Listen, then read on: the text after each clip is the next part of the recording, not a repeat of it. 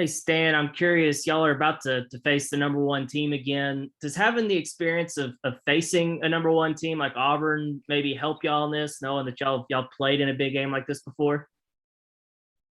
I think it's going to be real different. Having that experience is good. Knowing that we could compete with anybody in the country, but Gonzaga is a real different team. They try to attack us a different way. So it's nice to know that we had that experience, but it's a completely different game. I'm curious what your thoughts are of Gonzaga and kind of what kind of challenges they present. I got to watch them a little bit this year, and they're obviously really talented on the inside. They got two big men who really score, and they rebound and they guard well. So we're just gonna have to focus on trying to control the pace and do our best job of containing them on the inside. Curtis. Hey, Stanley, you guys had a shot at the regular season title in the SEC on the last day of the season. But you lost, you wound up the 4 seed, and then you fell on the final conference tournament. Best team in the standing. Does that give you a level of satisfaction? And then, what are your thoughts on carrying the torch for the SEC? Yeah, it feels good to be the last team remaining in the tournament from the SEC, and we would have liked to win the regular season, but it didn't work out that way, and then the tournament didn't work out that way either. But right now we're just focused on continuing to get better, and hopefully we could continue to keep this thing going. And then at the SEC tournament and then in Buffalo, you guys played in some cool arenas, but they were converted hockey rinks. I'm just curious your thoughts on going over to the Chase Center and playing in a building where some of the all-time greats are lacing them up now. Yeah, no, I'm excited. Those hockey gyms, they get kind of cold sometimes too. So coming out of halftime, it'd be cold out there, but I'm excited. It's gonna be a great experience for us, and I'm excited. Thank you. Nick. Stanley, with a team like Gonzaga that shoots the lights out, especially when they can get going from 3, they have 5 guys in double-digit scoring. How do you prepare for a team that has just so many weapons, especially weapons with size? We just got to lock in on their personnel, because they do got a lot of weapons out there, but a lot of their guys, they do things specific to them. So I think if we could just lock in on taking away each individual player's strengths and, try to do our best to contain them, we'll be in a good shape. Nate. Yeah, kind of in the same question, because you just had an opponent that was kind of a one-man team. Just how different is it where where everybody's a threat? Yeah, it's just, it's going to be real different. We just got to make sure these next few days of practice we're locked in. And, coaches have been doing a good job of preparing us, getting ready for these games. So I think we're going to be well prepared going in.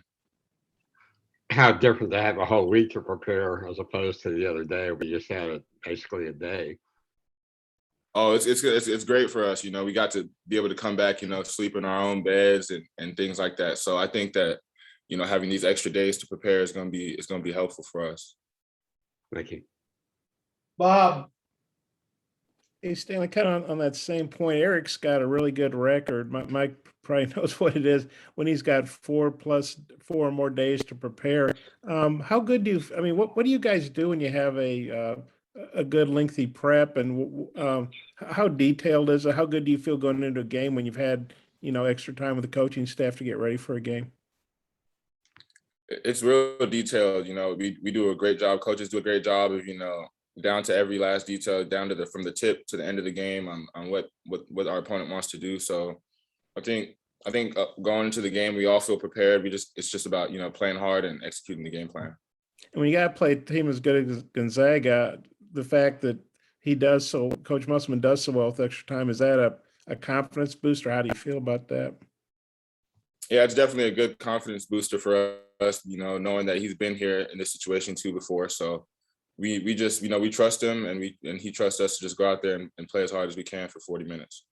And then on the SEC, obviously it speaks well for you guys that you're in the Sweet 16. Are you, as good a year as everybody else had, and those teams are seeded pretty high 2s and 3s. Are you surprised you guys are the only SEC team to make the Sweet 16?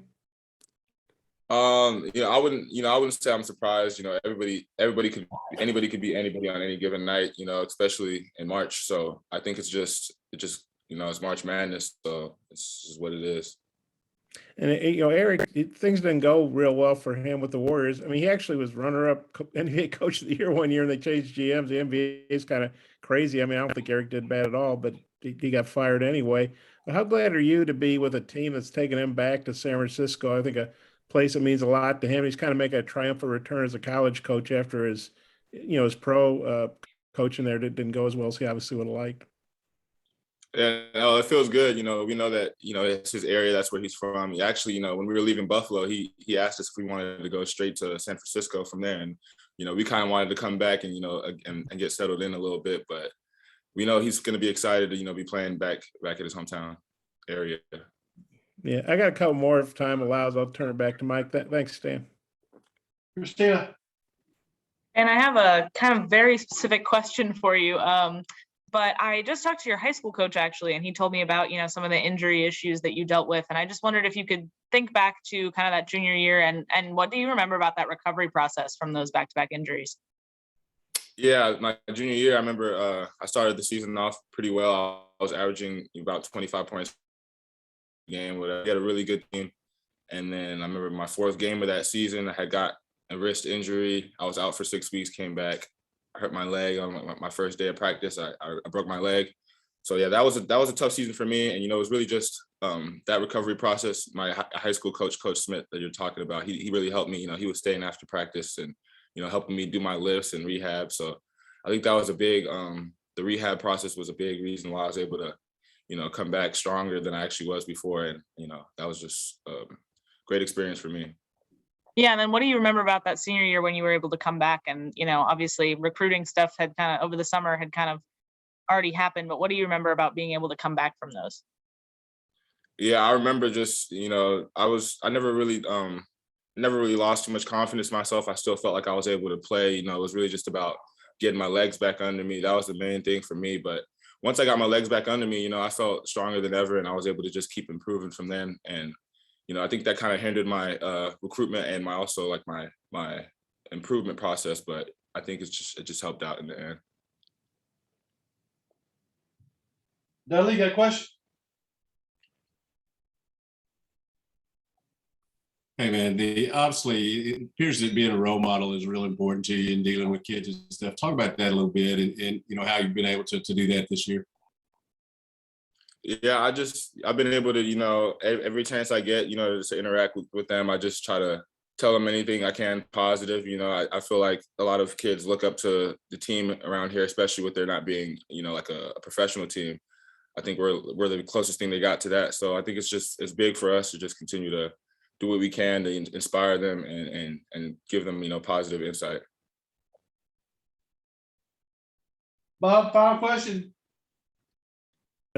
Stan, I know Eric said some stuff on some TV and radio interviews, and maybe when he had his last team in Nevada was really good and ranked high, but they didn't have that much fun. I guess they were feeling the pressure and that he wanted you guys to have fun. I know you've gotten to do some activities in Tampa and Buffalo. I assume Eric will do some stuff for you out in San Francisco. Just even though this is hard work, obviously, you're under a lot of pressure. How fun has he made it, and how glad are you after? I know you weren't in the tournament last year, but they had the bubble. They were pretty much stuck in their hotel. You guys get to go to Niagara Falls and take a yacht ride around Tampa, and Ariel will probably have you guys at the Golden Gate Bridge or whatever. How fun is that? How fun has Eric made this journey, I guess? He's made it, it's been an unforgettable experience, so far. Even since the summer, you were doing things like, go on our karate workouts and bicycle cycling workouts and things like that. So, it's just, you try not to take it for granted, because there's a lot of people that would love to be in this position. So you just try to live in the moment. We're having a lot of fun, and hopefully we could just keep winning and keep taking it as far as we can. And has it been cool to go on some of these activities or whatever you call them? Like the yacht and the falls. And I'm sure he's got some fun stuff planned in San Francisco. Yeah, it's been a blast, to do that, especially with this group of guys. We all enjoy being around each other. So we're happy that we were able to win and we're able to make more memories in San Francisco. Thanks. Thanks, Dan. Appreciate your time. Thank you.